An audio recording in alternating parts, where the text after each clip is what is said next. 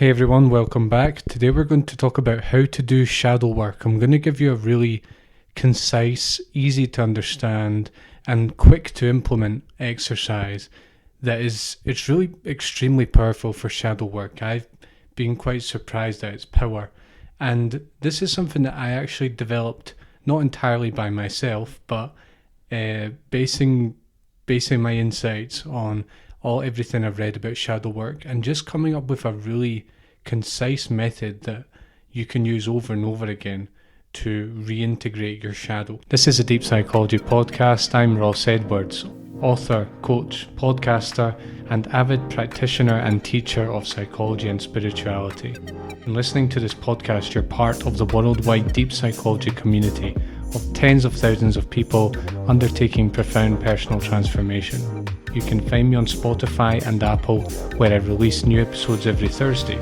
If you dig what I do and want to help the show grow, share this with a friend and leave a review.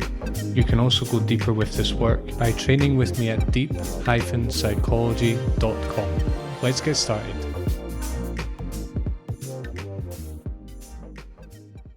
So I'm actually recording this. I was going to record a different episode today, but it came up in one of my coaching sessions with a client now that we've done about 15 sessions together.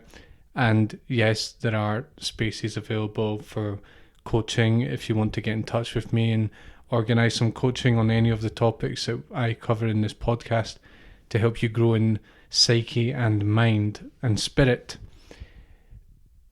He was asking about, how do we do shadow work? And I was explaining the technique to him and I realised, I should probably do an episode about this because this is just such a powerful technique and I wish that I had learned it. People often complain that shadow work is too academic, too abstract, not made very practical, and that kind of annoys me because ultimately it is extraordinarily practical, and this exercise is actually quite simple. So I'm not going to go into huge detail about what the shadow is. I will do sort of implicitly in describing the technique and its effects and how it feels when you do it properly and so on. That'll implicitly come out. But I won't go into like a huge explanation. What I'll just say is that the shadow is essentially any trait, any personality trait or any drive or any desire that we repress in ourselves, right? So if we have a repressed trait in us, and we all do, we all have sort of more positive, pro-social, healthy traits that are repressed in us. We also have unhealthy, not antisocial traits that we repress, and this is all for various reasons. What happens is at some point we had that drive or desire or trait or intention. For some reason, we decided that it wasn't valuable, it wasn't desirable, it wasn't acceptable, whether we decided that because of some social factor, because of some trauma, or because of some relationship we had, like with a family member or a parent, for example, because of school, because of sort of the behaviour, the restrictions that get put on us at school. There's many reasons. At some point we basically decide that it's not desirable, and we repress and deny it, right? So we push it down, we stop acting on it. And eventually what actually happens is that it goes into the subconscious. And what this basically means is it's still present, but it is not present as like a fully owned desire, right? So this desire sort of goes into the background. It's there, but it's in the background, operating sort of on its own accord, right? And one of the classic things we do with any traits, any shadow traits, let's call them shadow traits, one classic thing we do, and this is something that Freud discovered, and basically all posterior research into the shadow has confirmed this.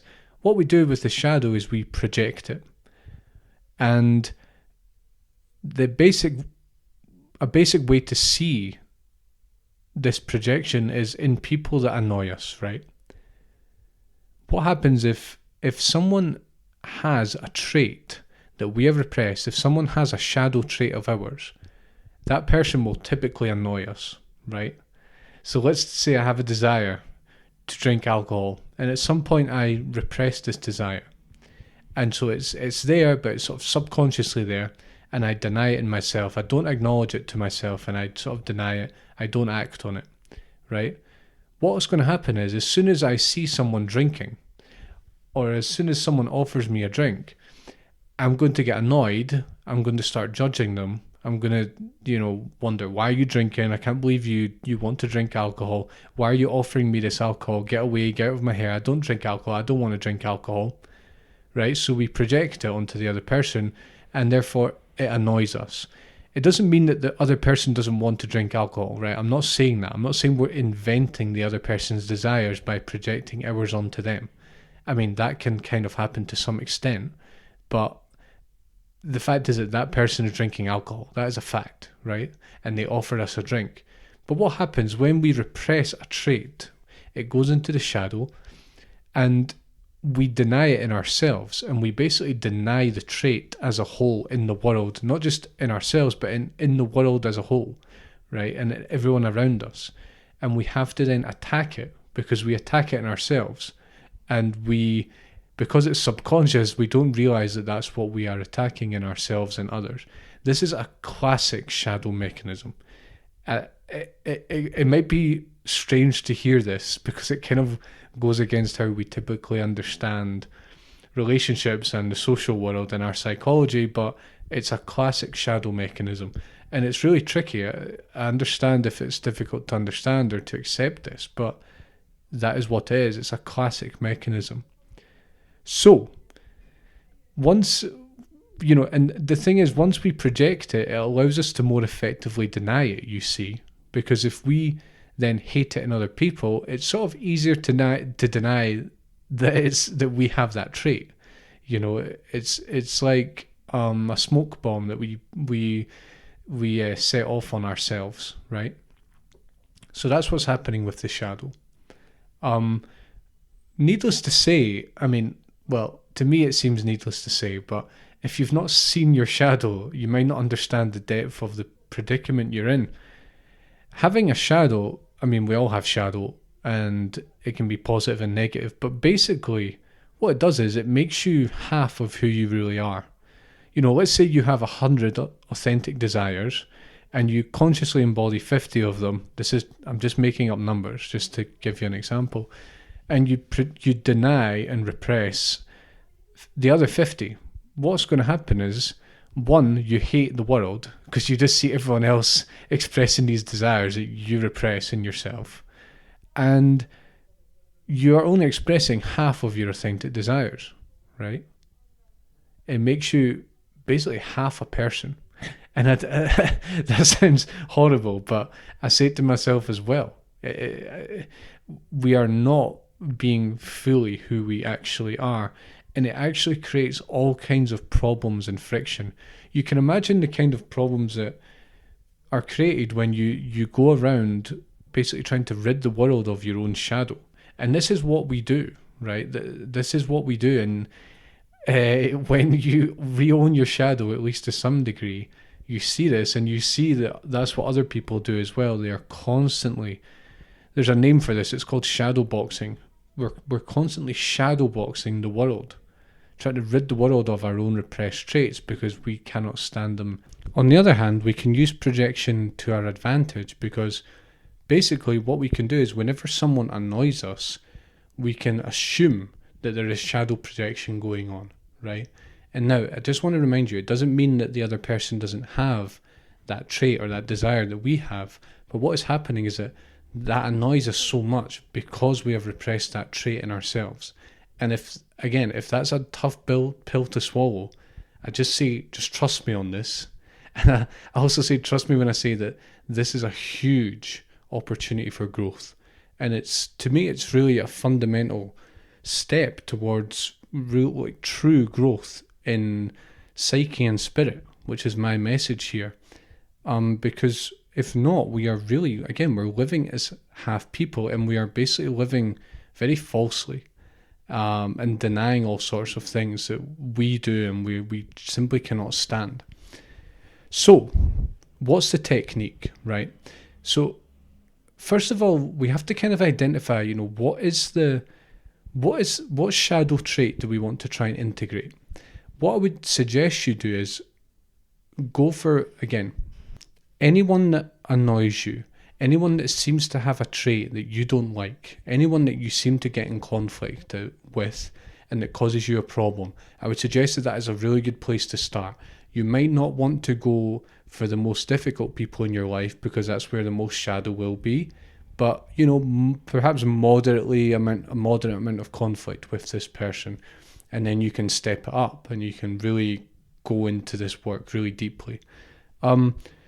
So we're going to identify that trait. What is it about that person that annoys us? Maybe it's because they're angry. Maybe because it's they're demanding. Maybe it's because they're a moaner.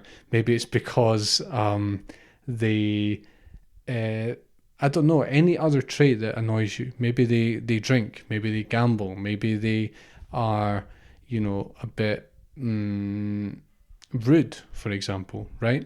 Anything that annoys you about that person. Now, that's step one. Identify the trait you want to re-own. 2 is then you're going to ask questions to this person and you're going to respond pretending that you are them. So let's say I use the example of this person who's a moaner, right? So I'm going to ask questions to that person and answer as though I am them, being the moaner. So I'm going to answer as them moaning. So let's say I say, well, why are you moaning? What are you moaning about? And then I put on that person's voice and I go, oh, well, I hate the world and I just hate how things are and the politicians are a nightmare and the business people are a nightmare and I hate bureaucracy and I hate, modern society and I hate, right? And then you ask another question and you say, well, what's so terrible about these things? And then you respond, literally imitating that person's voice as though you are them.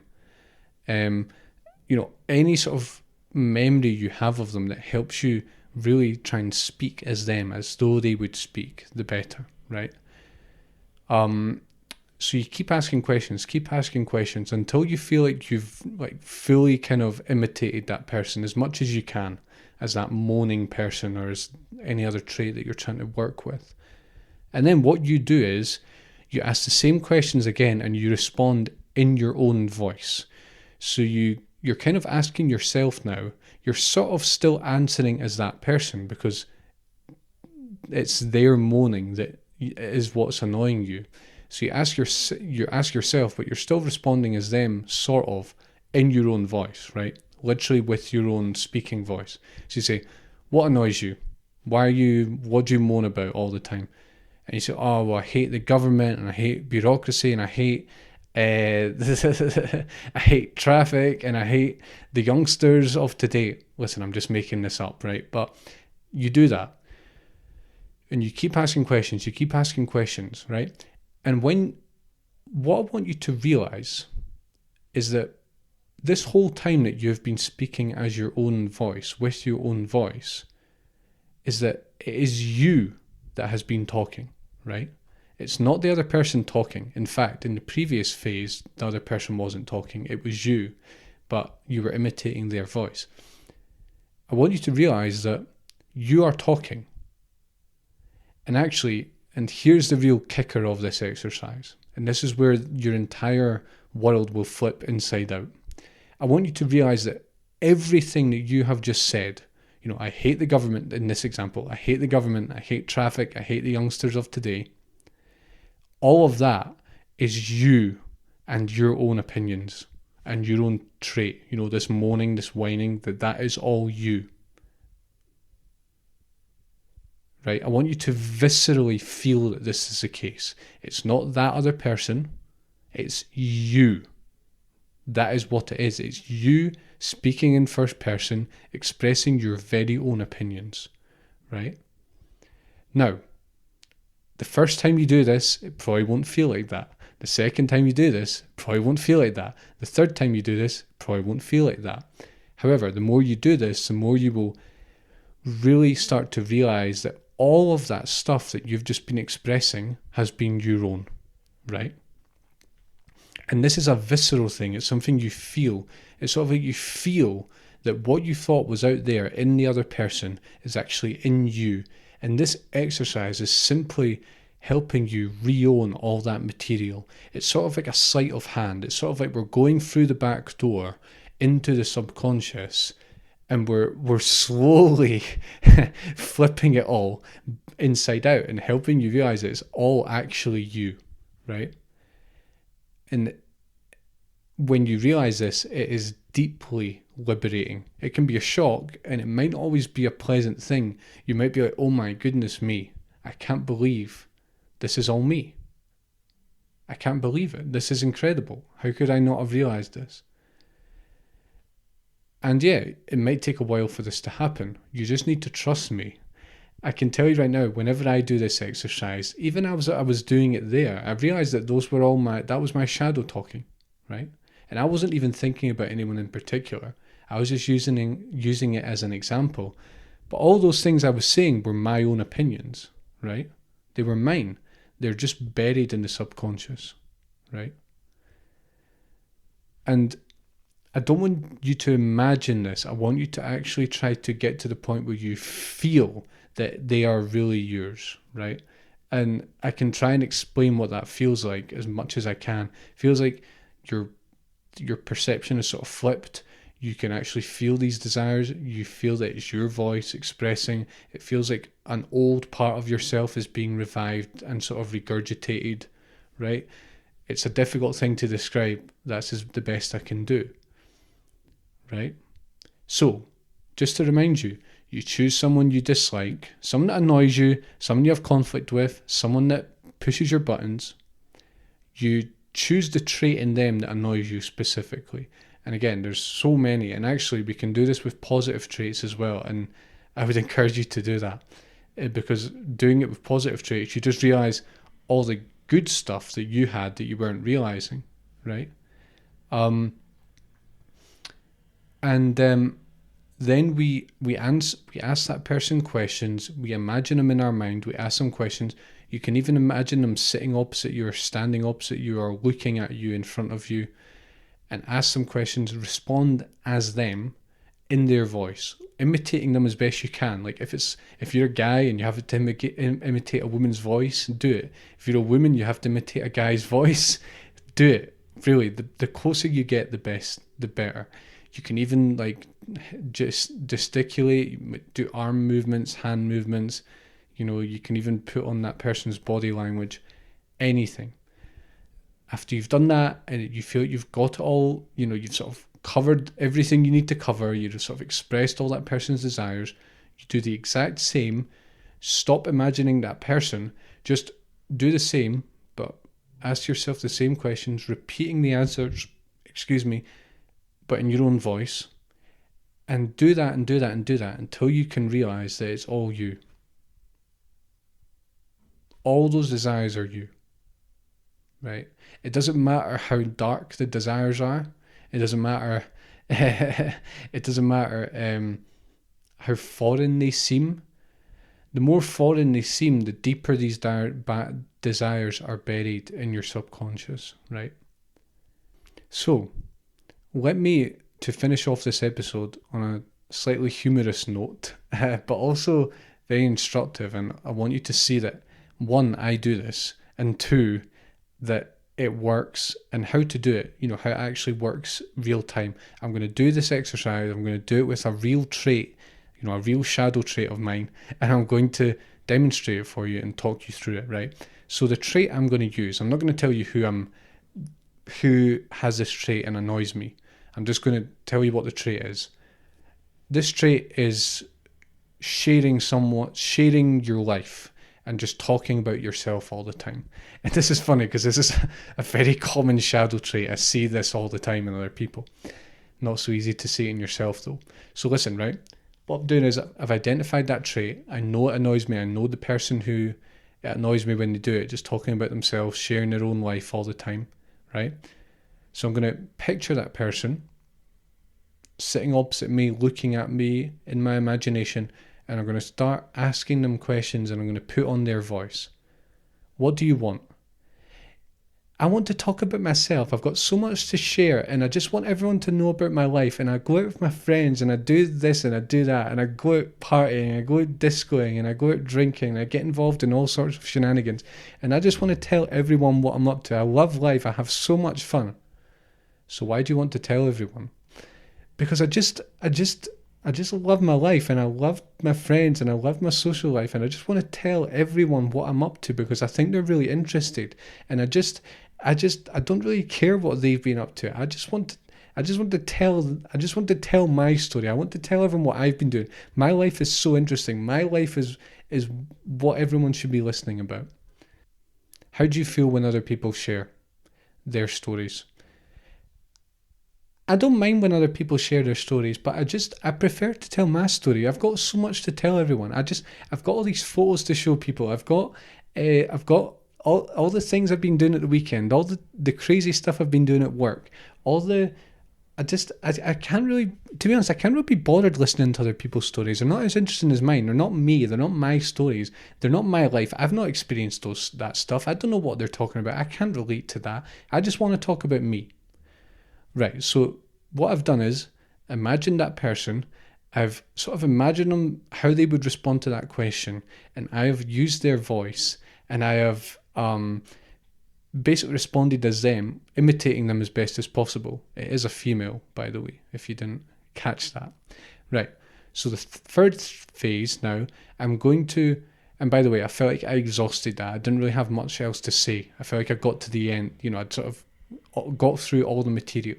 So what I do in the third phase now is I repeat this, but I respond as myself. So I'm still sort of imagining them as though they are there, but I'm now responding more as myself.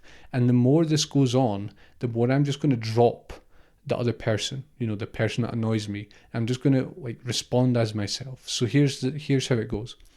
What do you want? I just want to talk about myself. I've been up to so many things. I've been reading all these amazing books. I've been working on my business. I've been doing my podcast. I've been talking to so many interesting people. I'm listening to all these amazing podcasts and YouTube videos, and my mind is getting totally blown by all these things, and I just want to share them. I want people to listen. I want people to know what I've been doing. I want people to know what I've been doing with my friends. And how do you feel when other people share what they're up to? I mean, sometimes it interests me, but I've not been there. I've not experienced it, and I don't really know. I don't know. Sometimes I don't really understand why they enjoy the things they enjoy. I'd rather just speak about me and my books and what I'm up to and my business and everything I do with my friends at the weekend and so on and so forth. One more question. So what do you want from other people? I want them to ask me questions. I want them to listen to me. I want to share my story. I want them to tell me how amazing my life is. I want them to take interest in me. I want them to take the first step. I want them to ask me. I want them to get excited about my life. I want them to do things with me. Right, so that's the end. I mean, listen, you can do this for more than what I've done it, and I would... Honestly, the more the better, as long as it feels like it's really like digging down. And I can tell you right now that after doing it, I can actually feel that is my own desire, right?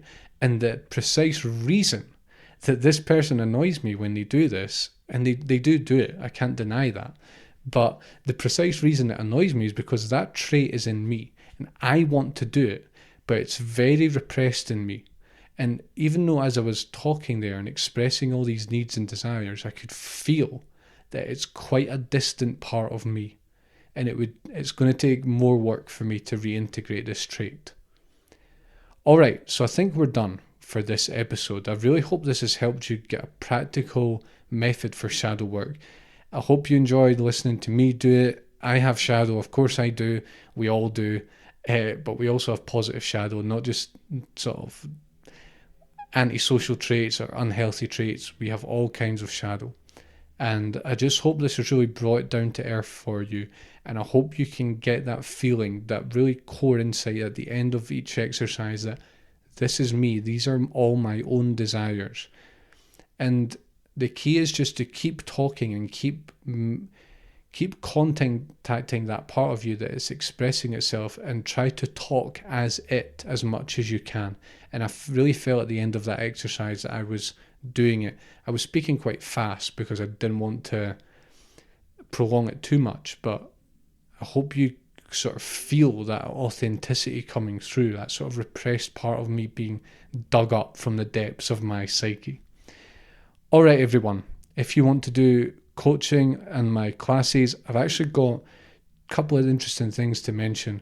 The Sunday Sit, new meditation every Sunday on this podcast for the month of July. I hope you join us every Sunday, and the first one was posted on the 6th. And also I'm going to have a new set of meditation. Well, it's not just meditation and sort of psycho-spiritual classes starting in September. I'm going to have much more information for you about that. Just wanted to mention it right now. All right, everyone. Thanks for joining me. Take care. I'll see you soon. Thanks for listening. If you liked this episode, please leave a review and share with a friend. And if you'd like to go deeper, head to deep-psychology.com to join my training. Thanks for joining me, and I'll see you soon.